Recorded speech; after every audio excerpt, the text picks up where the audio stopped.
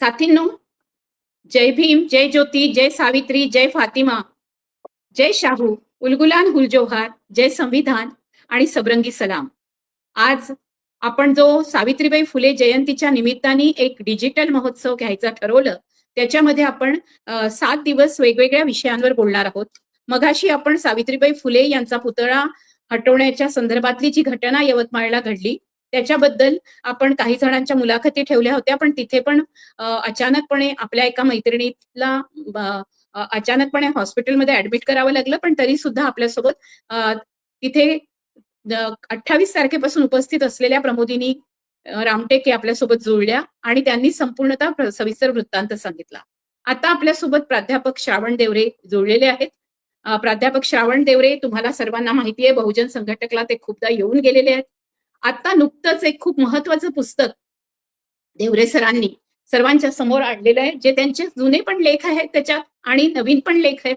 पण सर्वात महत्वाचा तो विषय आहे, तो आत्ताच्या संपूर्ण ज्वलंत समस्येवर आपल्याला प्रकाश टाकणारं पुस्तक आहे. कारण आपल्या मनामध्ये ही खळखळ चाललेली आहे. ओबीसी विरुद्ध मराठा संघर्ष आणि जातीअंताचं क्रांतिकारी पर्व, अशा या पुस्तकाचं नुकतंच प्रकाशन झालं. माजी न्यायमूर्ती आनंद निरगुडे यांच्या हस्ते आणि प्राध्यापक श्रावण देवरे आणि महानायकचे संपादक सुनील खोब्रागडे या दोघांनी मिळून लिहिलेले या पुस्तकाचं प्रकाशन नुकतंच करण्यात आलं होतं मुंबई पत्रकार संघामध्ये. तिथे अनेक लोक उपस्थित होते आणि काही पत्रकारांनी त्यांना काही प्रश्नही विचारले. तर आज आता श्रावण भाऊंचं, मी त्यांना श्रावण भाऊ म्हणते, पण देवरे सरांचं सर्वांसाठी मी देवरे सर म्हणते. तर प्राध्यापक श्रावण देवरे यांचं आपण स्वागत करूया. आणि या पुस्तकाच्या निमित्ताने अनेक प्रश्न आज उपस्थित झाले. आपण असं करूया की आज जरी महानायकचे संपादक सुनील खोब्रागडे आपल्यासोबत प्रवासात असल्यामुळे जुळू शकले नसले, तरी सुद्धा देवरे सरांची एक सूचना खूप महत्वाची आहे. ते म्हणजे या पुस्तकाची प्रस्तावना लिहिणारे प्रदीप ढोबळे आणि या पुस्तकाचे सहलेखक सुनील खोब्रागडे या दोघांनाही आपण वेगवेगळ्या वेळेला बोलवून एक संपूर्णतः यामागची वैचारिक आणि त्यांनी लिहिलेल्या लेखनाची पार्श्वभूमी पण आपण समजून घेऊया. मी सुरुवात करते. देवरे सर, हे पुस्तक तुम्ही जे लिहिलं, ज्या वेळेला ही घटना घडली आणि 2 सप्टेंबरचा जो GR आला, त्याच्या विरोधामध्ये एक संपूर्णतः वातावरण तयार झालं. त्या संदर्भामध्ये तुम्ही नुकतंच 29 डिसेंबरला पण एक मोठं काम केलं आणि ते म्हणजे तुम्ही न्यायपालिकेमध्ये केस दाखल केली आहे, त्याच्या विरोधामध्ये एक लिटिगेशन टाकलेलं आहे. या सर्व संदर्भामध्ये ती पार्श्वभूमी काय आहे आणि हा ओबीसी विरुद्ध मराठा संघर्ष असं नाव पुस्तकाला का दिलं आणि जाती अंताचे क्रांतिकारक पर्व त्याला का म्हटलं, याच्यापासून आपण सुरुवात करूया. देवरे सर.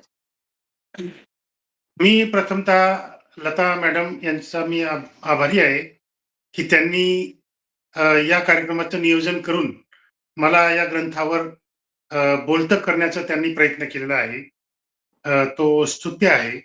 आणि राहुल खांडेकरजी अनेक वेळा या आधी मला त्यांनी वेगवेगळ्या विषयांवर बोलायला निमंत्रण केलेलं आहे आणि मी त्याप्रमाणे अनेकदा बहुजन संघटकच्या या प्रबोधनपूर्वक चॅनल मी यापूर्वी येऊन गेलो आहे.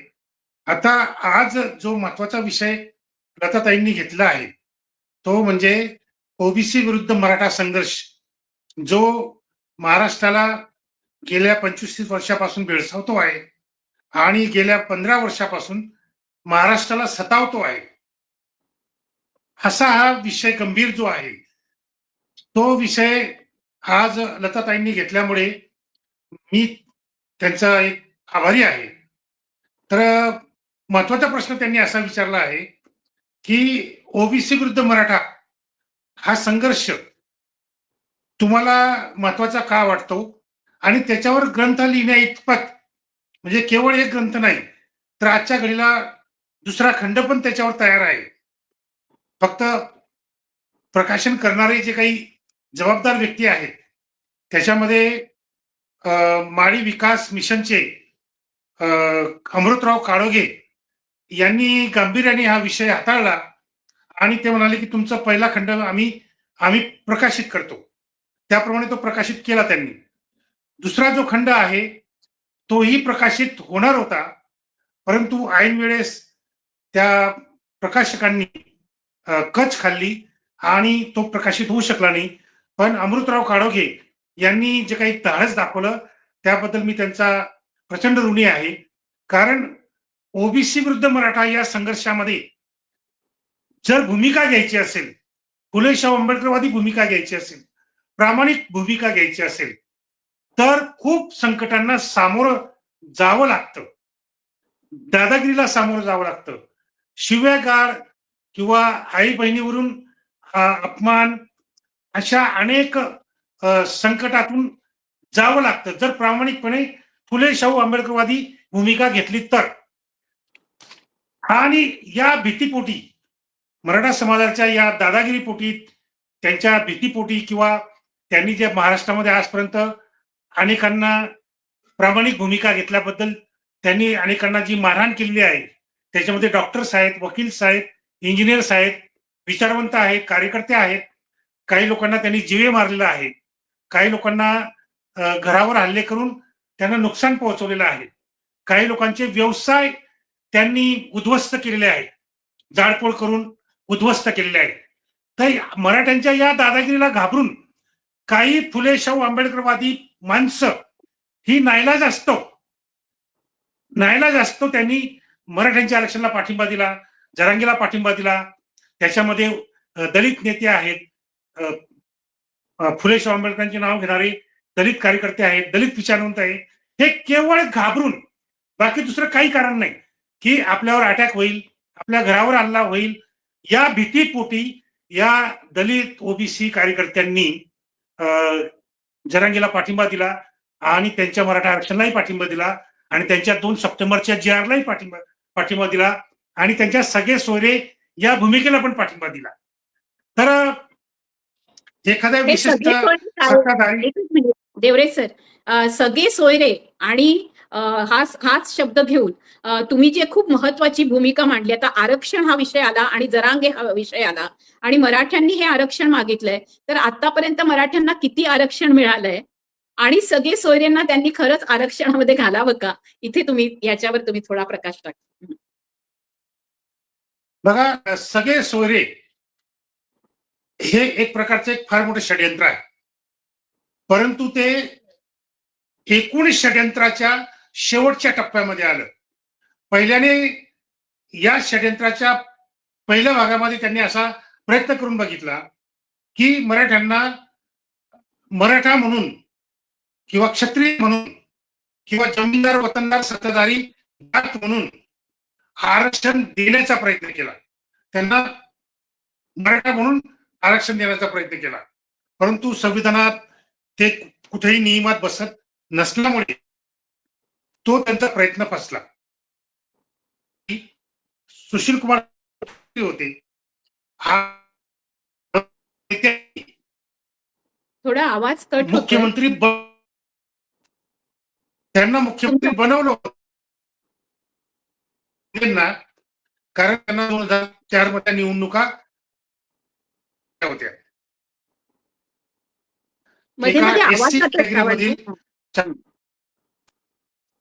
एक मिनिट मी जरा दुरुस्त करतो.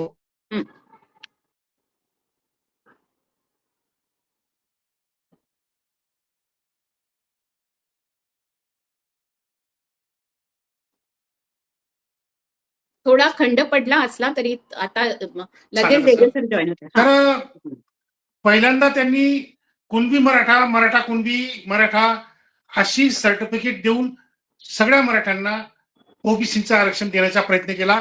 2004 साली सुशील कुमार शिंदे या मुख्यमंत्र्यांच्या नेतृत्वाखाली. तर तोही त्यांचा प्रयत्न फसला कारण मंडल आयोगाच्या ओबीसीच्या जातीमध्ये कुठेही कुणबी मराठा, मराठा कुणबी किंवा मराठा असा कुठेही उल्लेख नसल्यामुळे तोही त्यांचा प्रयत्न फसला. त्याच्यानंतर 2014 साली पृथ्वीराज चव्हाण हे मराठा समाजाचे मुख्यमंत्री असताना त्यांनी पृथ्वीराज चव्हाणांवर दबाव आणला मराठा नेत्यांनी आणि त्यांना मराठ्यांना एसीबीसीचा दर्जा देऊन म्हणजे ओबीसीचा दर्जा देऊन त्यांना एक वेगळं 16% आरक्षण देण्याचा प्रयत्न केला. तोही प्रयत्न त्यांचा फसला. हायकोर्टाने तो जो GR काढला होता चव्हाणांनी तो रद्द केला कारण घटनेच्या 16/4, 15/4 आणि 340व्या कलमाप्रमाणे मराठा समाज हा मंडल आयोग, कालेलकर आयोग आणि 8 राज्य मागासवर्गीय आयोगांनी मराठा समाजाला पुढारलेलं ठरवलेलं असल्यामुळे त्यांना ते आरक्षण मिळालं नाही. त्याच्यानंतर फडणवीस आले 2014 नंतर आणि 2014 नंतर पूर्ण देशाची परिस्थिती पलटली. कारण पूर्ण देशामध्ये पेशवाईचं राज्य आलं. महाराष्ट्रामध्ये फडणवीस नावाच्या पेशव्याचं राज्य आलं आणि त्यांनी ते एक षड्यंत्र रचलं की प्रत्येक राज्यामधले जे तथाकथित क्षत्रिय आहेत, तथाकथित मी का म्हणतो, ते क्षत्रिय नाही आहेत, परंतु ते स्वतःला क्षत्रिय समजतात कारण ते सत्तेमध्ये आहेत आणि सत्तेमध्ये असल्यामुळे क्षत्रिय म्हणून त्यांना एससी, एसटी, ओबीसीवर अन्याय अत्याचार करण्याचं सर्टिफिकेट मिळतं, स्वातंत्र्य मिळतं. त्यामुळे ते तथाकथित क्षत्रिय, जे खऱ्या अर्थाने क्षत्रिय नाहीच आहेत, परंतु सत्तेमध्ये असल्यामुळे ते स्वतःला वतनदार, जमीनदार आणि पुढारलेले वगैरे वगैरे समजतात. त्यांच्यामध्ये तो एक अहमगंड असतो आणि तो अहमगंड बाळगल्यामुळे त्यांना एससी, एसटी, ओबीसीवर अन्याय अत्याचार करणं सोपं जातं. तर असे मराठा, जाट, पटेल, ठाकूर, गुज्जर असे जे काही वेगवेगळ्या विविध प्रदेशांमध्ये रेड्डी वगैरे जाती आहेत की ज्या सत्तेमध्ये आहेत, जमीनदार आहेत, कारखानदार आहेत आणि मोठ्या प्रमाणामध्ये त्यांच्याकडे मॅन पॉवर आहे. अशा अशा ज्या जाती आहेत ज्यांना आपण दबंग जाती म्हणू शकतो किंवा गुंड जाती म्हणू शकतो. या जाती गुंडगिरी करून, दादागिरी करून, अत्याचार करून, अन्याय करून, हिंसा करून एससी, एसटी, ओबीसींना आपल्या पंखाखाली गुलामी म्हणून त्यांना राबवण्याचा ते प्रयत्न करत असतात. तर अशा मराठा समाजाला महाराष्ट्रामध्ये ते सत्तेत असल्यामुळे, ते कारखानदार असल्यामुळे, ते सहकार सम्राट असल्यामुळे, शिक्षण सम्राट, साखर सम्राट वगैरे वगैरे असं ते सगळे त्यांच्याकडे सत्ता असल्यामुळे राजकीय सत्ता, सामाजिक सत्ता, आर्थिक सत्ता ही सगळी मराठ्यांकडे असल्यामुळे त्यांना असं वाटलं की जर मंडल आयोगाप्रमाणे जर ओबीसींना राजकारणामध्ये, नोकऱ्यांमध्ये मोठ्या प्रमाणात जर आरक्षण मिळायला लागलं तर आपल्या मराठ्यांच्या राजकीय सत्तेला, आर्थिक सत्तेला हादरा बसेल, तडा जाईल अशी भीती त्यांना वाटली आणि ती रास्त भीती होती. ती काही भीती चुकीची नव्हती, ती रास्त भीती होती. कारण जेव्हा ओबीसी, दलित आणि आदिवासी हे जेव्हा स्वतःचा विकास करतात, स्वतःचं उत्थान करतात संविधानाच्या माध्यमातून, डॉक्टर बाबासाहेब आंबेडकरांनी दाखवलेल्या मार्गाप्रमाणे, तेव्हा ते उत्थान जेव्हा करतात स्वामी पेरियार यांच्या तत्वज्ञानाप्रमाणे, तेव्हा जे उत्थान करतात तेव्हा मराठ्यांची सत्ता, ब्राह्मणांची सत्ता, काँग्रेसची सत्ता, भाजपची सत्ता, शिवसेनेची सत्ता असे जे काही हे सगळे प्रस्थापित जे आहेत, काँग्रेसमधले मराठे, भाजपमधले ब्राह्मण, या सगळ्यांची सत्ता उलथवण्याची ताकद ओबीसी मध्ये आहे आणि ती त्यांनी तामिळनाडूमध्ये सिद्ध करून दाखवली आहे की आम्ही ओबीसी, आमच्याजवळ एवढी ताकद आहे की जर आम्ही जागृत झालो, संघटित झालो तर आम्ही तामिळनाडूमधून काँग्रेस खतम केली आणि बीजेपी पण खतम केली. कारण काँग्रेसही ब्राह्मणवादी आहे आणि भाजपही ब्राह्मणवादी आहे. हे तर तात्यासाहेब महात्मा ज्योतिराव फुलेंनी 1885 मध्ये काँग्रेसचा जन्म होतानाच सांगितलं. म्हणजे काँग्रेस जेव्हा पाळण्यामध्ये होती, नुकताच तिचा जन्म झाला होता आणि काँग्रेस पाळण्यामध्ये होती, लोकांना माहिती नव्हतं की काँग्रेस काय भानगड आहे. त्यावेळेस काँग्रेस बाळ असल्यापासून पाळण्यामधले पाय तात्यासाहेब महात्मा ज्योतिराव फुलेंना ते दिसलेत, पाळण्यातले पाय काँग्रेसचे, आणि तात्यासाहेबांनी ताबडतोब लगेच सांगितलं की ही नुकतीच जन्मलेली जी काँग्रेस आहे ही ब्राह्मणवादी आहे, ही शेतकऱ्यांची नाही, शूद्रांची पण नाही.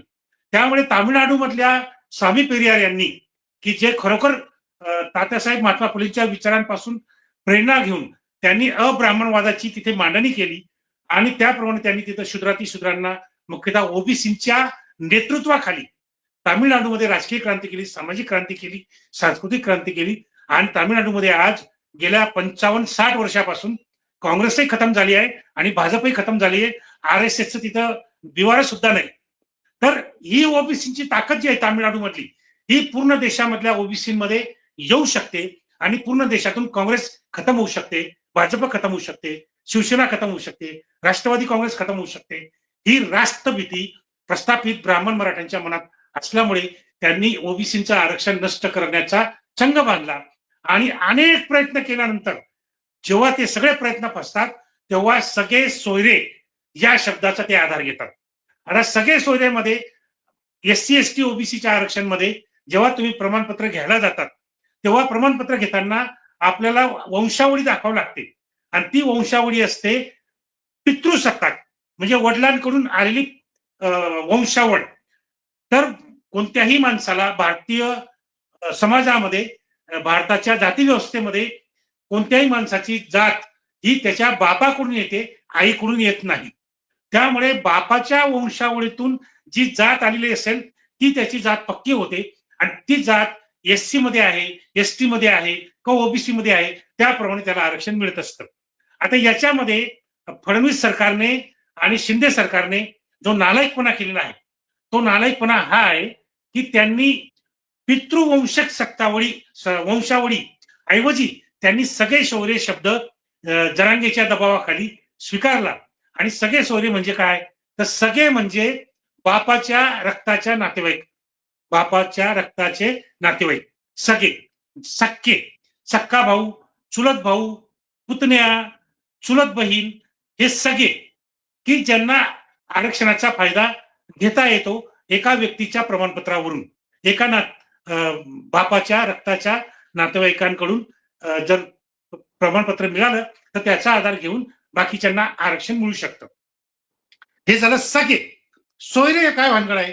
सोयरे म्हणजे जर आपण एखाद्या मुलीशी लग्न केलं तर त्या मुलीशी लग्न केल्यामुळे तिचा बाप आपला सासरा बनतो, तिचा भाऊ आपला शालक बनतो, तिची बहीण आपली साली बनते, तिचे तिकडचे सगळे जे नातेवाईक आहेत ते आपले नातेवाईक बनतात.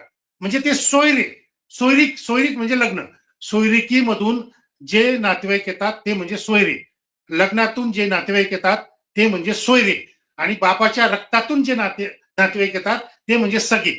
तर सगळे हा शब्द योग्य आहे आरक्षणाच्या डेफिनेशन मध्ये. परंतु जरांगेच्या दबावाखाली शिंदे सरकारने, फडणवीस सरकारने सोयरे शब्द त्याच्यामध्ये घातला आणि मुलीकडचे जे नातेवाईक आहेत ते पण मग आरक्षणामध्ये येऊ शकतात आणि ते आलेत.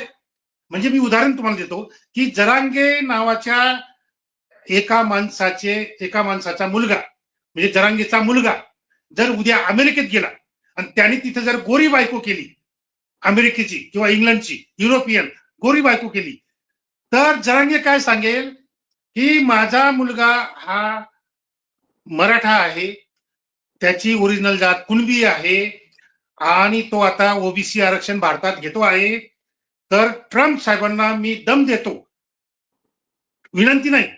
जसं त्यांनी इथं फडणवीसला दम दिला आणि लगेच 2 सप्टेंबरचा जी आर निघाला, जरांगेने एकनाथ शिंदेला दम दिला आणि लगेच 2 सप्टेंबरचा जी आर निघाला. तर जरांगे विनंती करत नाही, जरांगे दम देतो, धमकी देतो. त्याप्रमाणे एकनाथ शिंदेला धमकी दिली, 2 सप्टेंबरचा जी आर निघाला. फडणवीसला धमकी दिली, 2 सप्टेंबरचा जी आर निघाला. त्याप्रमाणे उद्या जरांगे ट्रम्पला धमकी देईल की ट्रम्प, माझा मुलगा अमेरिकेत राहतो, तो मराठा आहे, त्याला ओबीसी आरक्षण मिळत आहे, त्याने गोरी बायको केली आहे, अमेरिकेची बायको केलेली आहे, तर त्या माझ्या अमेरिकेच्या बायकोकडच्या सगळ्या सोयऱ्यांना, सगळ्या नातेवाईकांना, सासऱ्यांना, सुनेला, शालकाला अमेरिकेमध्ये ओबीसी आरक्षण मिळालं पाहिजे. आणि ट्रम्पला ते करावं लागेल, कारण जरांगेचा तेवढा दरार आहे. या जरांगेंच्या दराऱ्याच्या बद्दल सगळे सोयरे हा शब्द तर आलाच, पण त्यांनी अजून एक शब्द वापरला, तो हैदराबाद गॅझेट. या हैदराबाद गॅझेटचा पण त्यांनी उल्लेख करून लोकांची एक दिशाभूल पण केली. आता मुळामध्ये एसीबीसी म्हणजे स्पेशल इकॉनॉमिक बॅकवर्ड कास्ट म्हणून त्यांना रिझर्वेशन देण्याचा जो झाला होता, तुम्ही म्हणाला तोही प्रयत्न फसला त्यांचा. हे जे सगळे प्रयत्न फसले होते, या प्रयत्नातून पण जे काही त्यांच्याजवळ उपलब्ध आहे ते काय आहे. आणि इथे तुम्ही एक खूप महत्वाचं प्रकरण तुमच्या पुस्तकात लिहिलंय की डॉक्टर बाबासाहेब आंबेडकरांनी ब्राह्मण, क्षत्रिय आणि वैश्यांना आरक्षण का नाकारलं. त्याच्यामध्ये जे स्वतःला क्षत्रिय म्हणतात आहेत, आजपर्यंत मराठे स्वतःला 96 कुळी मराठे म्हणत असताना स्वतःला क्षत्रिय संबोधत होते, आणि कुणबी हे शेतकरी आहेत, शेतमजूर आहेत, त्यांना मात्र आपण ओबीसी मध्ये मंडळी टाकलेलं आहे मंडल आयोगाने, त्यांना मात्र त्यांच्याशी सोयरीक होऊ नये इथपर्यंत त्यांनी सगळ्या गोष्टी केल्या होत्या. याच्यामधलंच आज सुनील खोब्रागडे जोडले असते तर मी त्यांना विचारलं असतं, कारण सुनील खोब्रागडेंनी त्याच्यावर अतिशय मोठा छान प्रकाश टाकलेला आहे. पण तुम्ही हे म्हणून हे जे प्रकरण आहे ते मला खूप महत्वाचं वाटतं की डॉक्टर बाबासाहेब आंबेडकरांनी ब्राह्मण, क्षत्रिय आणि वैश्यांना आरक्षण का नाकारलं, आणि याच्यामध्ये तुम्ही ज्यांचा उल्लेख केला ते सवर्ण जाती त्या क्षत्रिय किंवा वैश्यात येतात. तर त्याच्यामध्ये तुम्ही थोडंसं ते जोडा की काय होतं, आर्टिकल 340 काय होतं आणि बाबासाहेबांनी त्रिवर्णाला आरक्षण नाकारलं, पण शूद्रातिशूद्रांना मात्र दिलं, त्याचा अर्थ काय होता? हा जो प्रश्न तुम्ही उपस्थित केला आहे, खरं म्हणजे या प्रश्नाचं उत्तर माननीय सुनील खोब्रागडे साहेब हे चांगल्या पद्धतीने देऊ शकतील. पण मी माझ्या म्हणजे आमच्या पुस्तकामध्ये हे जी काही 5 प्रकरणं मी लिहिलेली आहेत, 5 प्रकरणं केवळ एकाच मुद्द्यावर, आणि तो मुद्दा म्हणजे डॉक्टर बाबासाहेब आंबेडकर यांनी ब्राह्मण, क्षत्रिय, वैश्य या वर्णातून निघालेल्या जातींना आरक्षण का नाकारलं.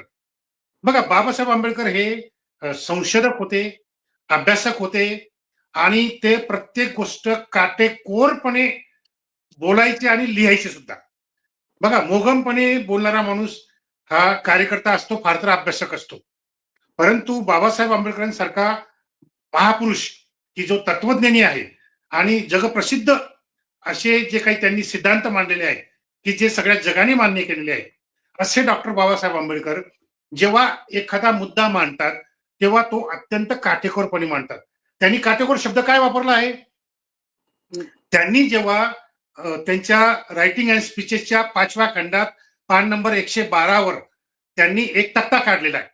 त्या तक्त्यामध्ये त्यांनी काय सांगितलं की हिंदू हा जो एक समाज आहे, ते धर्म नाही म्हणत, पण एक हिंदू समाज व्यवस्था, केवळ धर्मव्यवस्था नाही, समाज व्यवस्था, हिंदू समाज व्यवस्थेमध्ये त्यांनी सांगितलं की 4 प्रकार आहेत, 4 विभाग आहेत. त्याच्यामध्ये त्यांनी पहिला विभाग जो केला त्याच्या खाली लिहिलेलं आहे स्पष्टपणे, अगदी स्पष्ट लिहिलेलं आहे. ते त्या भागामध्ये काय म्हणतात की हिंदू समाजाचा हा जो पहिला भाग आहे, या भागामध्ये ब्राह्मण, क्षत्रिय, वैश्य या 3 वर्णातून निघालेल्या जाती, लक्षात घ्या. म्हणजे ब्राह्मण वर्णातून ब्राह्मण जात निघाली, क्षत्रिय वर्णातून मराठा, जाट, पटेल, ठाकूर, राजपूत, रेड्डी यासारख्या जाती क्षत्रिय वर्णातून निघालेल्या आहेत. त्यामुळे आजही मराठा, जाट, पटेल स्वतःला क्षत्रिय समजतात, लक्षात घ्या. पण क्षत्रिय वर्णातून या निघालेल्या जाती आहेत आणि वैश्य वर्णातून सुद्धा निघालेल्या जाती आहेत. जसं अदानी, अंबानी वगैरे, जैन बनिया, हिंदू बनिया, मारवाडी बनिया, हे वैश्य वर्णातून निघालेल्या जाती आहेत. तर बाबासाहेब आंबेडकरांची भूमिका स्पष्ट आहे आरक्षण देताना.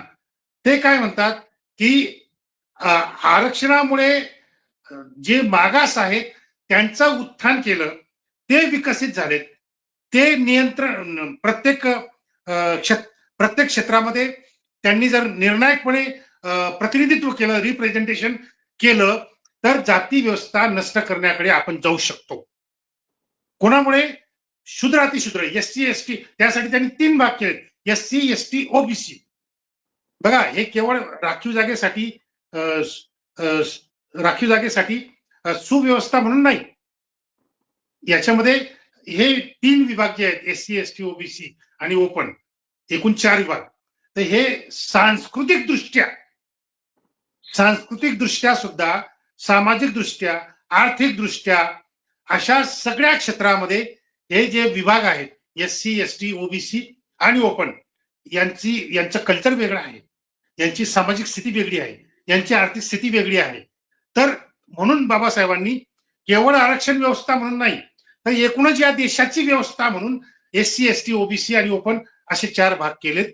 आणि त्याच्यामध्ये एससी, एसटी, ओबीसीना आरक्षण दिलं, पण ओपन मधले ब्राह्मण, क्षत्रिय, वैश्य वर्णातून निघालेल्या जातींना त्यांनी आरक्षण दिलं नाही. का दिलं नाही याचं कारण मी तुम्हाला 50% सांगितलं की एससी, एसटी, ओबीसी मागास जातींमधून जर विकास झाला तर ते विकसित माणसं जे आहेत, पुढार, ते जे काही स्वतःचा विकास करून पुढे आलेली माणसं आहेत प्रत्येक क्षेत्रामध्ये, सामाजिक, राजकीय, आर्थिक क्षेत्रामध्ये, ते जाती अंताची भूमिका निभावतील.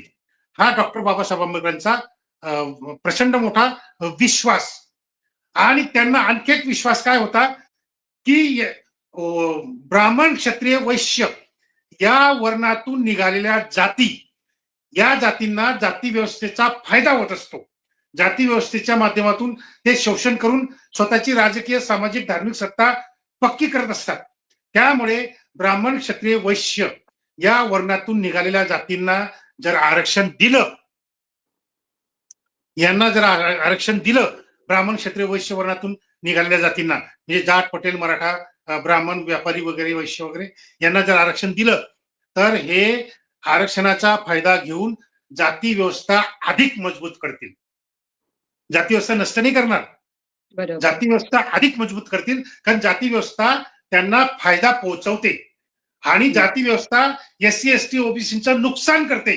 म्हणून एससी एसटी ओबीसी मधला कोणी माणूस पुढे आला, विकसित झाला, की तो पहिल्याने विचार करतो ही जाती व्यवस्था खतम झाली पाहिजे, कारण या जाती व्यवस्थेने माझं फार नुकसान केलंय, माझा आत्मसन्मान घालवलेला आहे, माझं आर्थिक नुकसान केलंय, सामाजिक अपमान केला आहे वगैरे वगैरे. तर बाबासाहेबांच्या मनामध्ये हा स्पष्ट, कुठेही शंका नाही, कुठेही कन्फ्युजन नाही.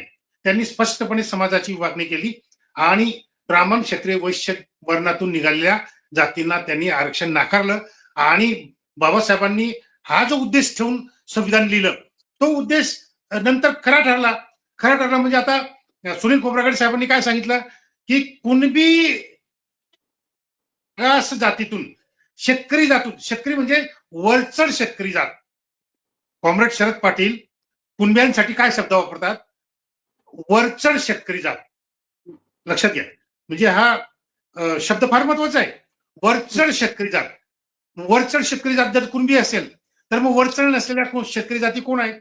अर्थात माळी, तेली, नावी, दोबी, ज्यांच्याजवळ 5 एकर, 10 एकर, 15 एकर, 20 एकर स्वतःच्या कुटुंबापुरती जमीन असते आणि ते स्वतःच कसतात. ते स्वतःच कसतात. ते काही गुलाम लावत नाहीत, ते काही सालदार लावत नाहीत, ते काही दास लावत नाहीत शेती करण्यासाठी. ते स्वतःच राबवतात. ते वरचढ शेतकरी नाही, ते शूद्र शेतकरी.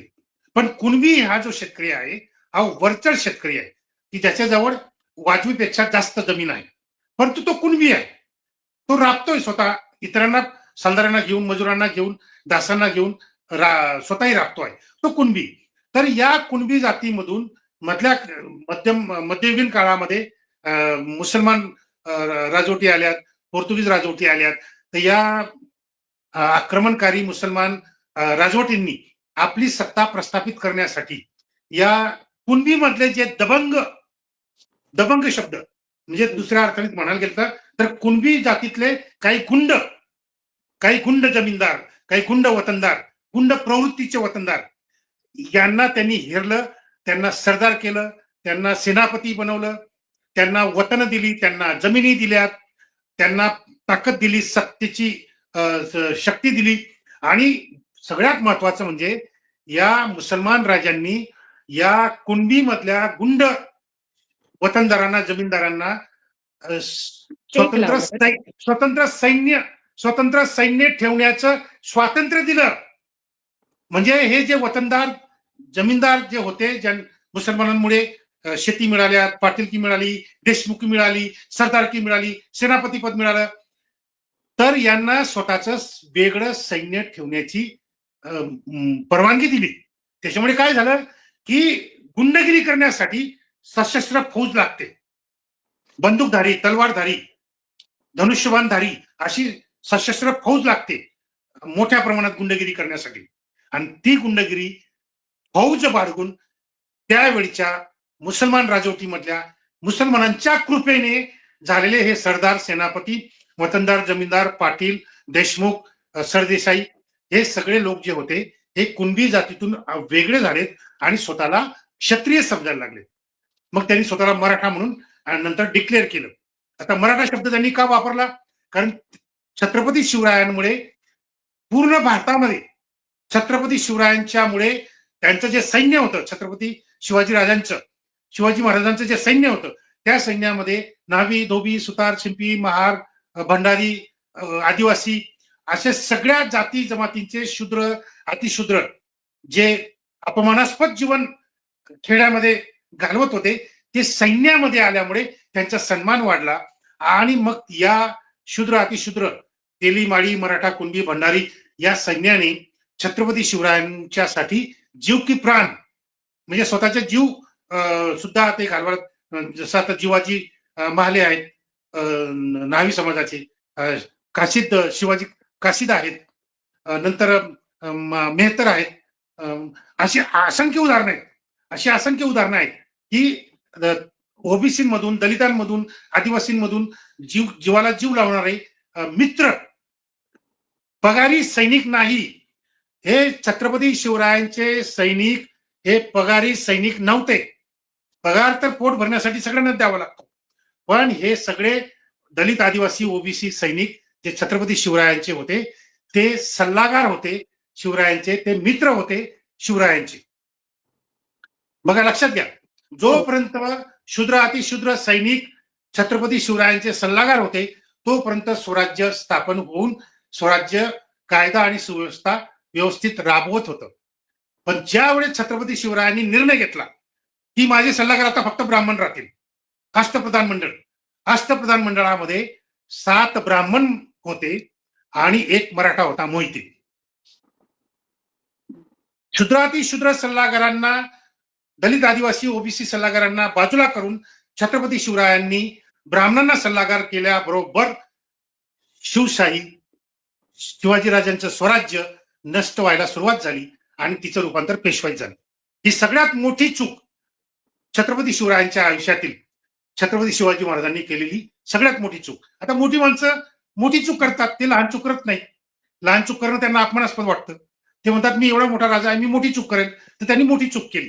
काय मोठी चूक केली? की दलित, आदिवासी, ओबीसी सल्लागारांना बाजूला करून त्यांनी ब्राह्मणांना सल्लागार म्हणून नेमलं अष्टप्रधान मंडळामध्ये.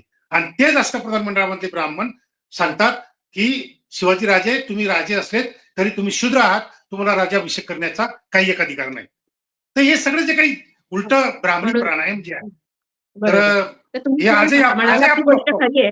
बरोबर, ती गोष्ट अगदीच आपल्याला सर्वांनाच माहिती आहे की शिवाजी ते शाहू पूर्ण कुठल्याही राजाला राजा न म्हणणं आणि त्याला क्षत्रिय म्हणून पण न स्वीकारणं इतकं पूर्ण ब्राह्मणवादानी केल्यानंतर सुद्धा आज लोकांना हे कळत नाहीये की कुणबी आणि मराठा वाद करून ते स्वतःला एकीकडे क्षत्रिय म्हणतात आहे आणि दुसरीकडे खरोखर जी शूद्रातिशूद्र माणसं ज्यांना त्या जातींच्या आधारावर त्यांना पूर्णपणे सेवक म्हणून ठेवण्यात आलं, त्या सेवेकरी वर्गाला मात्र आरक्षण मिळू नये याच्याकरता प्रयत्न करत आहेत. एक प्रश्न असा आहे की सगळे लोक बोलताना एक म्हणतात की जरांगे ज्यांच्याबद्दल बोलतोय ते सगळे गरीब मराठा आहेत. हा जो तुम्ही सारखा वारंवार सामाजिक, सांस्कृतिक, शैक्षणिक मागास ही जी गोष्ट वारंवार बोलताय, तर मंडल आयोगाने जेव्हा संपूर्णतः मागासपणाची व्याख्या केली तर मला माहितीये की 11 जे इंडिकेटर्स आहेत, त्या 11 जे मार्गदर्शक तत्व आहेत की त्याच्या आधारावर तुम्ही मागास ठरवा, त्याच्यामध्ये 6 हे स्त्रियांच्या स्थितीवर आहे आणि त्याच्यामधले 5 जे आहेत ते संपूर्णतः सांस्कृतिक आणि सामाजिक मागासलेपण आणि शैक्षणिक मागासलेपणावर आहे. म्हणजे आता घरातून जर एखाद्या बाईला 3-3 मैल पाण्यासाठी जावं लागतंय, तर मराठा कुटुंबातल्या जमीनदार घरामध्ये मोठ्या विहिरी असतात आणि बायका मात्र ज्या शेतमजूर त्यांच्याकडे काम करतात त्यांना मात्र तलाव शोधत, विहिरी शोधत, कुठे कुठे पाऊल वाटेनी जात उन्हा तानामध्ये, जसं वामन कर्णक म्हणतात की नदीच्या वाट्यात चुनचुन काटप, पोरं चालत राही, म्हणजे पायांना चटके बसत राहतात आणि पोर चालत राहते. अशा स्थितीमधल्या ज्या स्त्रिया आहेत, ज्यांचे बालविवाह केले जातात, ज्यांना जबरदस्तीने त्यांना शिक्षण दिलं जात नाहीये, त्यांच्या घरापर्यंत शिक्षण पोहोचत नाहीये, त्यांची मुलं रोजी त्यांना महाग झाली आहे, अशा सर्व परिस्थितीमध्ये कुठे कुठे दूर दूर जाऊन स्थलांतर करावं लागतंय.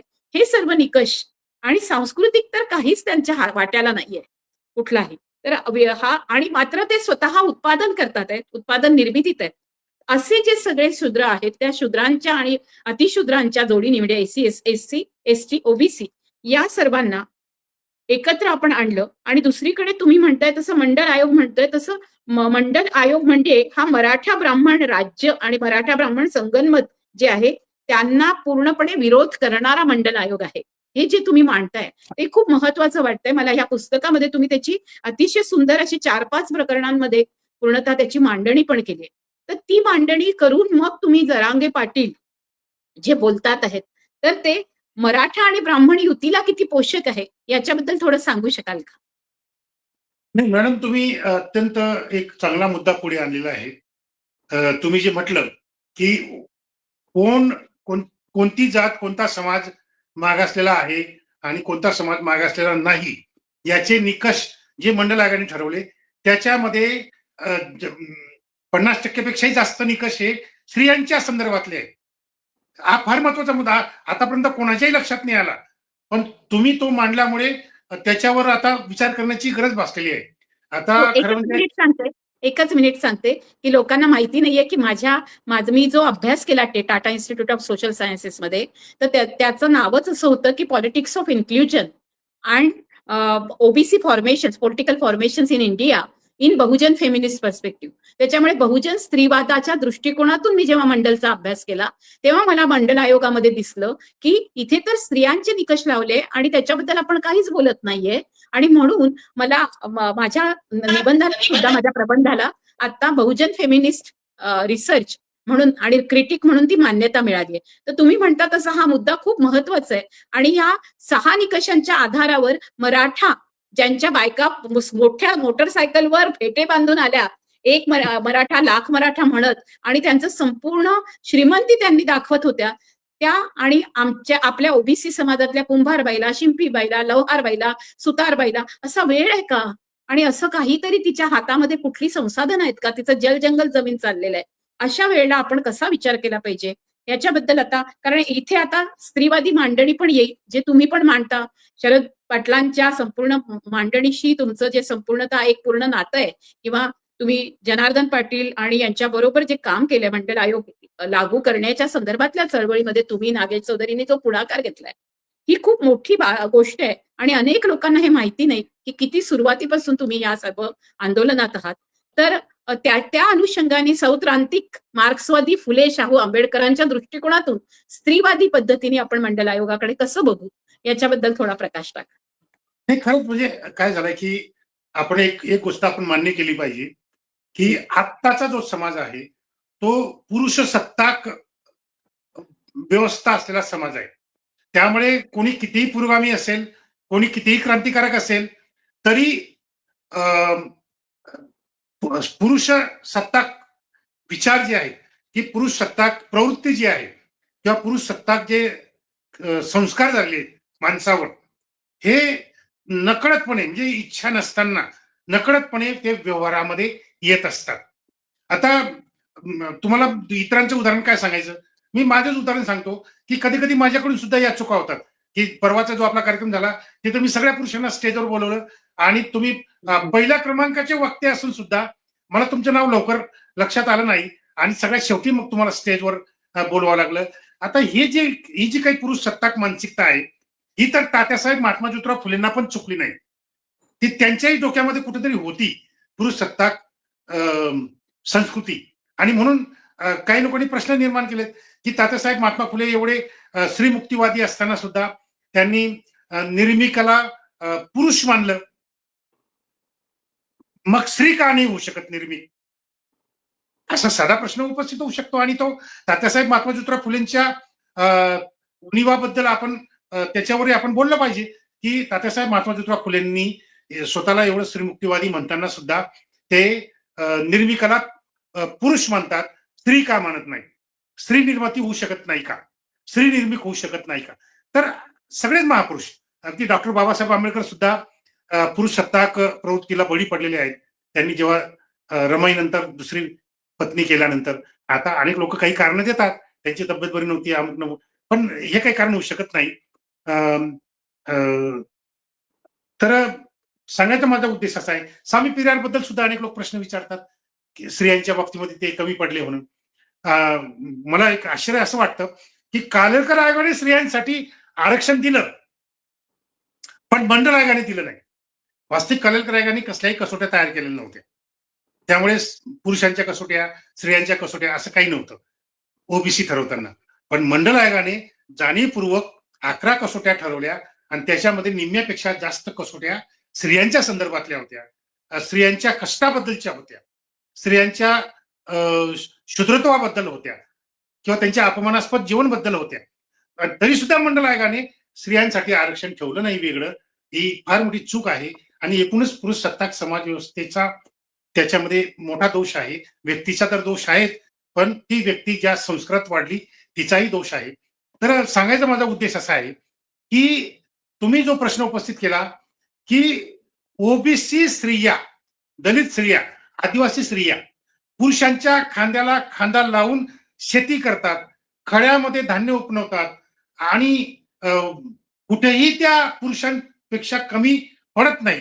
खांद्याला खांदा लावून पुरुषाबरोबर काम करतात आणि पुरुषाबरोबर काम करतात म्हणजे परिस्थिती वेगळी सगळ्या असते. नाही, सगळ्या परिस्थिती वेगळी जबाबदाऱ्या असते. घेतात. नाही, हो, जेव्हा शेतात काम करते, तेव्हा तिच्या पाठीमागे लहान मूल जोडीमध्ये बांधलेलं असतं पाठीवर. बरोबर, पुरुषांच्या बरोबर, पाठीवर काही नसतं. बरोबर, पुरुष जेव्हा काम करतो शेतात, पुरुषाच्या पाठीवर कुठलंही ओझं नसतं.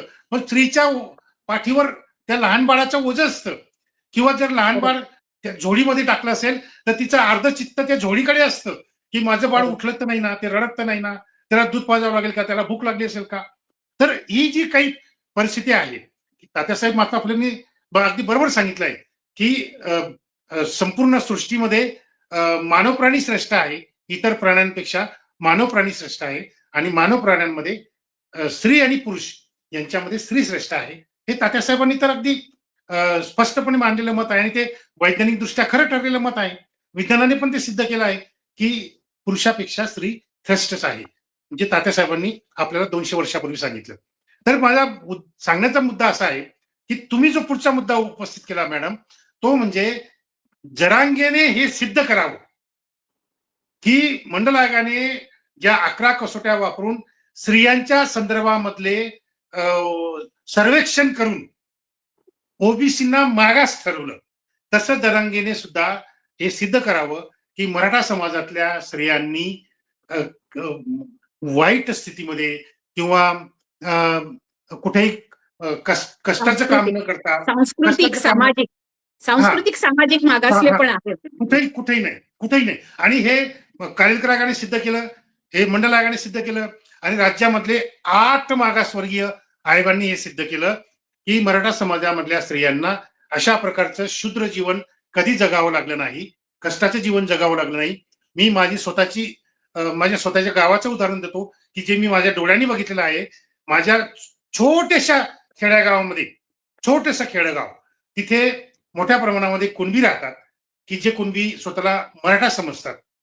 ते कुणबी लोक 1972 जेव्हा दुष्काळ पडला, बघा, त्या लोकांमध्ये एक रूढ पद्धत काय होती, की कुणबी मराठा घरामध्ये एखादी बाई जेव्हा येते, तेव्हा ती लग्न करून येत असताना तिला लोक बघतात, किंवा ही वधू आहे. लग्न मंडपामध्ये ही वधू आहे आणि तिचं तोंड बघतात.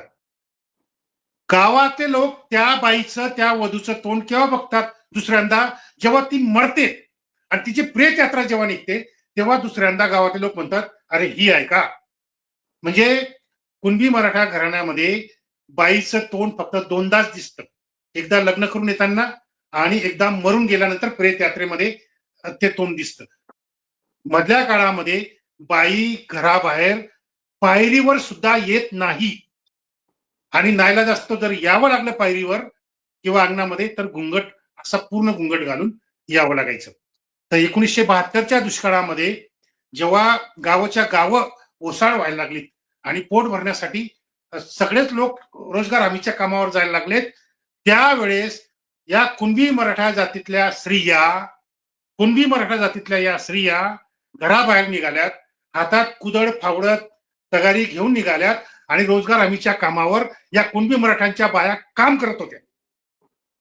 का? तर 1972च्या दुष्काळामुळे. दुष्काळ संपला, एका वर्षाचा दुष्काळ होता, संपला, त्या परत घरामध्ये गेल्यात आणि परत पडद्यामागे गेल्यात. तर माझा सांगायचा उद्देश असा आहे, की कुणबी मराठा जातीतली स्त्री दलित, आदिवासी, ओबीसी स्त्रीप्रमाणे कुठलंही कष्ट झेलत नाही, कुठलाही अपमान झेलत नाही. तिला सन्मान, गावामध्ये तिचा सन्मान असतो. बघा, म्हणजे आज ज्या कुणबी मराठ्यांच्या बाया ओबीसी आरक्षणावर सरपंच झालेल्या आहेत किंवा सभापती झालेल्या आहेत, त्यांना सन्मान मिळतो. पण ज्या दलित, आदिवासी, ओबीसी स्त्रिया सरपंच बनतात किंवा सभापती बनतात, त्यांना आजही अपमानास्पद वागणूक मिळते.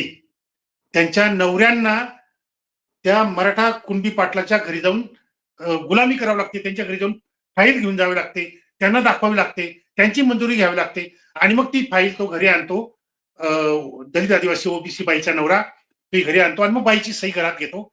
बाईची सही घरात घेतो, ग्रामपंचायतीमध्ये नाही, जिल्हा परिषदमध्ये नाही, कार्यालयामध्ये नाही. तो त्या बाईचा नवरा ती फाईल घरी घेऊन जातो, आपल्या सरपंच बाईची सही घेतो आणि मग ती फाईल पुढे प्रशासनाला सादर होते.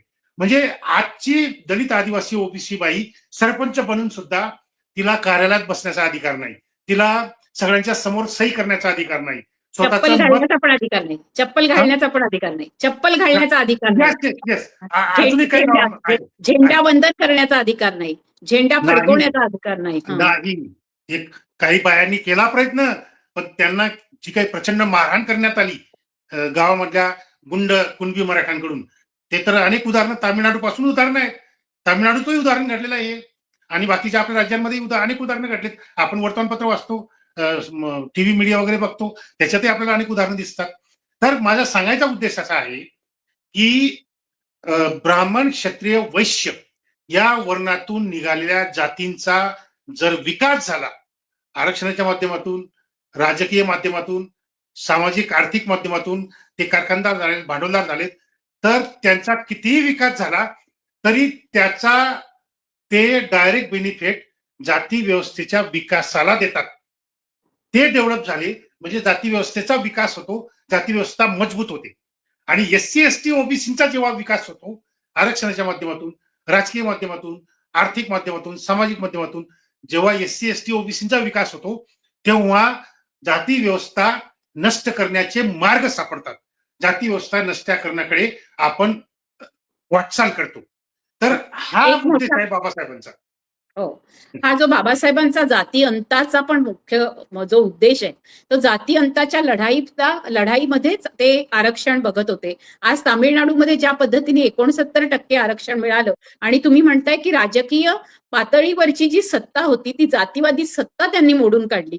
अशा पद्धतीचे संघर्ष आणि आपल्याला मोठ्या प्रमाणावर राजकीय उलथापालथ आपल्या शेजारच्या राज्यात दिसते, पण ती महाराष्ट्रामध्ये होत नाहीये. आणि उलट पेशवाई येते किंवा उत्तर प्रदेशातही ज्या पद्धतीने काशीचे भट होते तशाच पद्धतीने आदित्यनाथला आणलं जातं आणि संपूर्णतः एकूण अत्याचार आज ज्यांचा तुम्ही उल्लेख करताय सारखे आदिवासी म्हणून, त्यांच्यामध्ये भटके विमुक्त जाती जमाती खूप आहेत, ज्या ओबीसीमध्ये पण त्यांना समाविष्ट केलेलं आहे. या भटक्या विमुक्त जमातींना इंग्रजांनी पण गुन्हेगार ठरवलं होतं, कारण यांना ब्राह्मणांनी गुन्हेगार ठरवलं होतं. आधी ब्राह्मणांनी सांगितलं की हे गुन्हेगार आहेत आणि म्हणून मग इंग्रजांनी जेव्हा 1873 मध्ये जो सगळा कायदा करायचा सुरुवात केली तेव्हा भटक्या विमुक्तांना गुन्हेगार ठरवलं, कारण ही सर्वात जास्त सळो की पळो करून सोडत होते आणि जंगल आणि जमिनीच्या सगळ्या संदर्भातले सगळ्या पायवाटांपासून सगळ्या गोष्टी त्यांना माहिती होत्या. असा जागृत असणारा भटका विमुक्त आज आपल्यासोबतच व्हीजेएनटी म्हणून किंवा प्लस म्हणून ओबीसी बरोबर आहे. आता मी या मुद्द्यावर येते, शेवटचे 8 मिनिटं आहेत आपल्याजवळ. या मुद्द्यावर येते की ज्या पद्धतीने ओबीसी म्हणून 52% आपण म्हणतो, किंवा तामिळनाडूमध्ये तर 69% अशा सगळ्या समूहाला मिळून रिझर्वेशन त्यांनी घेतलेलं आहे. त्यांनी 50%, 49% अशी कुठलीही कॅटेगरी न ठेवता, 100% अशी कॅटेगरी न ठेवता 69% आरक्षण त्यांनी शूद्रातिशूद्रांना देण्याचा पूर्णपणे जो मानस केला तो त्यांनी करून दाखवला. इथे आपल्याकडे ओबीसी या महाराष्ट्रामध्ये 348 आणि आता थोडं धरलं तर 352 पर्यंत जे कॅल्क्युलेशन केले त्या जाती आहेत. पूर्ण भारतामध्ये 3743 जाती आहेत मंडल आयोगानुसार. या 3743 जाती आणि महाराष्ट्रामध्ये त्याच्यातल्या 348 जाती आपण धरू. ह्या सर्व जातींना ओबीसी म्हणतो आपण. त्याच्यामुळे ज्या पद्धतीची हवा पसरवली जाते की ओबीसी हा बीजेपीत गेला, ओबीसी हा देवळात गेला, ओबीसी हा अंधश्रद्धा, तर ओबीसी हा एकसंध समाज नाहीये. ओबीसी या 3743 जातींचा बनलेला समूह आहे. त्याच्यामध्ये छोटे छोटे गट आहेत, अगदी नदीच्या काठीचे मासेमारीपासून तलावाकाठच्या पासून समुद्राकाठच्या मासेपर्यंत आहे. या सर्व जाती जमातींना आपण एकत्र केलंय. तिथे भटके विमुक्त आहे, तिथे ट्रान्स आहेत, तिथे मुस्लिम ओबीसी आहेत, तिथे ख्रिस्ती ओबीसी आहेत. अशा पद्धतीने संपूर्ण असताना फक्त 27% आरक्षण देणं आणि महाराष्ट्रामध्ये फक्त 18 की 19% फक्त आरक्षण मिळणं, या सर्व गोष्टींनी अन्याय होत नाहीये का? आणि जरांगेंनी जी हवा केली तयार, त्याच्यामध्ये ओबीसींना आरक्षण मिळतं असं जे म्हटलं गेलंय आणि त्याच्या बाजूनी एवढं मोठी हवा झाली, त्याबद्दल तुम्ही प्रकाश टाकावा की खरोखर ओबीसींना खरंच आरक्षण मिळतं का? आणि आज कुठल्याही ठिकाणी तुम्ही त्या दिवशी त्याची मांडणी पण केली खूप सुंदर, की तुम्ही मग दिसले पाहिजे सगळ्या ठिकाणी, तर तसं तुम्ही दिसतं का? आणि निरगुडेंनी पण ती मांडणी केली होती, न्यायमूर्ती निरगुडेंनी. तर थोडंसं त्याच्यावर प्रकाश टाकून मग आपण संपवूया. बरोबर आहे. तुम्ही 3 मुद्दे वेगवेगळे जे मांडलंय त्याप्रमाणे मी सांगतो की तुम्ही पहिला मुद्दा मांडला की तामिळनाडूमध्ये होऊ शकतं, महाराष्ट्रात का झालं नाही. हा हा हा पण सुद्धा खूप महत्वाचा मुद्दा आहे. तामिळनाडूमध्ये झालं म्हणजे कोणामुळे झालं? स्वामी पेरियार यांनी तात्यासाहेब महात्मा ज्योतिराव फुलेंची विचारसरणी घेऊन, तात्यासाहेब महात्मा फुलेंचं तत्वज्ञान घेऊन जे काही अब्राह्मणी तत्वज्ञान स्वामी पेरियार यांनी तामिळनाडूमध्ये राबवलं, प्रबोधन केलं जनतेचं. अब्राह्मणी संस्कृती ची चळवळ चालवली. रामायणाविरुद्ध, महाभारताविरुद्ध, श्रीकृष्णाविरुद्ध, रामाविरुद्ध, ब्राह्मणी प्रतीकांविरुद्ध, वामनाच्या विरुद्ध हे जे काही त्यांनी तिथं सांस्कृतिक प्रबोधनाची क्रांती केली, त्याच्या परिणामी तिथे ब्राह्मणांच्या विरोधामध्ये एससी, एसटी, ओबीसी, दलित, आदिवासी, ओबीसी हे ओबीसीच्या नेतृत्वाखाली संघटित झाले. नंतर त्यांचा डीएमके नावाचा पक्ष स्थापन झाला आणि तो डीएमके नावाचा पक्ष नंतर मग तो सत्तेत आल्यानंतर आज डीएमके आणि एआयडीएमके हे दोघंही स्वामी पेरियार यांची विचारसरणी मांडणारे पक्ष गेल्या 60 वर्षापासून तिथे राज्य करत आहेत आणि तिथे ब्राह्मणवादी काँग्रेस, ब्राह्मणवादी आरएसएस, बीजेपी वगैरे सगळे त्यांनी संपून टाकलंय, खतम करून टाकलेले. मग हे महाराष्ट्रात सर्वात आधी महाराष्ट्रात व्हायला पाहिजे होतं, कारण इथं फुले शाहू आंबेडकर आहेत. बरोबर. तामिळनाडूमध्ये एकच स्वामी पेरियार आहेत आणि तेही तात्यासाहेबांच्या प्रेरणेने स्वामी पेरियार आहेत. महाराष्ट्रामध्ये तर 3 महापुरुष आहेत, फुले शाहू आंबेडकर, 3 आणि संत पण काही, संतांची पण काही, महानायिका पण सावित्रीबाई फुले, फातिमा शेख, ताराबाई शिंदे, डॉक्टर रखमाबाई, ह्या सगळ्या महानायिका आपल्याकडे आहेत. तर मुक्ता साळवे असताना महाराष्ट्रात का झालं नाही तामिळनाडू प्रमाणे? याचं कारण हेच आहे की महाराष्ट्रामधला जो मराठा समाज आहे, जो स्वतःला क्षत्रिय समजत होता, हा कधीही सत्यशोधक चळवळीत आला नाही. डॉक्टर यदीप अदानींबरोबर गेले. डॉक्टर यदीप फडकेंनी संशोधन करून सिद्ध केलेलं आहे त्यांच्या एका ग्रंथामध्ये की 1918 पर्यंत सगळे मराठा नेते हे टिळकांबरोबर होते. ब्राह्मण मान्य टिळक, बाळ गंगाधर टिळक यांच्या सोबत काम करत होते. त्यांनी नावं दिलेली आहेत डॉक्टर यदीप फडकेंनी. पण चुकून सुद्धा एकही मराठा सत्यशोधक चळवळीत नव्हता, तात्यासाहेब महात्मा फुलेंच्या चळवळीत नव्हता किंवा नंतरच्या बाबासाहेब आंबेडकर. शरद पाटलांपासून भारत पाटणकरांची नाव आपल्याला घ्यावी लागतील की ते होते ते नंतर आले, हा नंतरचा भाग झाला. परंतु तो जो काळ होता, भारताला राजकीय स्वातंत्र्याचे हप्ते मिळत होते. मॉन्टेग्यू आणि चेम्सफर्ड सुधारणा जेव्हापासून झाल्यात इंग्रजांच्या काळामध्ये 1918, 1919 नंतर ज्या निवडणुका व्हायला लागल्यात, असेंब्लीची सत्ता मिळाली, आधी आपल्याला नगरपालिका मिळाल्यात, नंतर असेंब्लीची सत्ता मिळाली. या सत्तेच्या काळामध्ये मराठा समाजाने गद्दारी केली. त्यांनी सत्यशोधक चळवळीमध्ये ते घुसलेत, सत्यशोधक चळवळ काबीज केली. त्या सत्यशोधक चळवळीचं रूपांतर ब्राह्मण द्वेष्ट्या ब्राह्मणेतर पक्षात केली.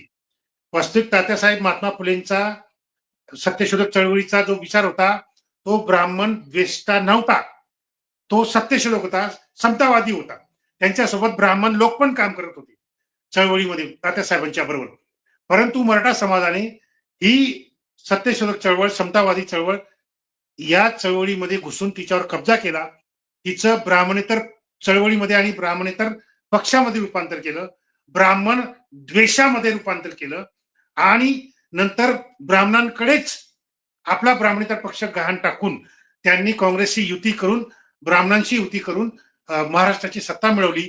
आणि महाराष्ट्राची सत्ता मिळाल्यामुळे त्यांनी जो काही ब्राह्मणांशी करार केला होता मराठ्यांनी, हे बघा सगळे करार काही लिखित नसतात, बरेचसे करार हे अलिखित असतात. आणि या अलिखित करारामुळे मराठ्यांनी राज्य सत्ता गाजवावी आणि ब्राह्मणांनी धार्मिक सांस्कृतिक सत्ता गाजवावी आणि दोघांनी एकमेकांना साथ द्यावी, जेणेकरून दलित, आदिवासी, ओबीसींचं आपल्याला प्रचंड प्रमाणात शोषण करता येईल, त्यांच्यावर अत्याचार करता येतील. अशा प्रमाणे मराठा समाजाचे लोक ब्राह्मणांशी युती करून सत्ताधारी झालेत. त्यांनी आपला ब्राह्मणेतर पक्ष काँग्रेसमध्ये विलीन केला, ब्राह्मणांमध्ये विलीन केला आणि ब्राह्मणांशी तडजोड करून सांस्कृतिक सत्ता, राजकीय सत्ता, धार्मिक सत्ता हे विभाजन करून आपल्यामध्ये गेल्या 60-70 वर्षापासून ते मराठा समाजाचे लोक ब्राह्मणांच्या वतीने मराठा समाजाचे लोक महाराष्ट्रामध्ये गेल्या 60-70 वर्षापासून दलित आदी ओबीसीवर राज्य करतायत, त्यांचं शोषण करतायत. हे आता आपण तुम्ही जे म्हणालात ते ओबीसी विरुद्ध मराठा संघर्षाचा एक पर्व आपण संपवतोय, कारण हा विषय खूप मोठा आहे आणि हा विषय इतका मोठा असल्यामुळे आपल्याला तो बोलावा लागेल, कारण लोकांचे जे गैरसमज आहेत ते इथून निघतील. कदाचित याच्यातून वादही असतील, कारण मला पण तुमचे सगळेच विचार पडतायत असं नाही, जरी मी संचालक असेल आता, पण खूपच महत्वाचे विचार आता तुम्ही तिथे समोर ठेवले आहेत. विशेषतः स्त्रीवादाच्या संदर्भात आज पहिल्यांदा तुम्ही सुद्धा खूप मोकळेपणाने बोललेले आहात. तर हे सगळे जेव्हा आपले चर्चा विमर्श होतील त्याच्यातून एक लक्षात येईल, एक पूर्ण जी घुसळण होईल त्याच्यातून लक्षात येईल की SC ST ओबीसींची युती होणं ही त्रिवर्णांच्या विरुद्ध होणं आणि आपल्या नेणिवेमधला पुरुष पितृसत्ता, ब्राह्मणवादी पितृसत्ता काढून टाकणं, हे सगळे संघर्ष एकाच वेळेला आता आपल्या या पर्वात सुरू आहेत.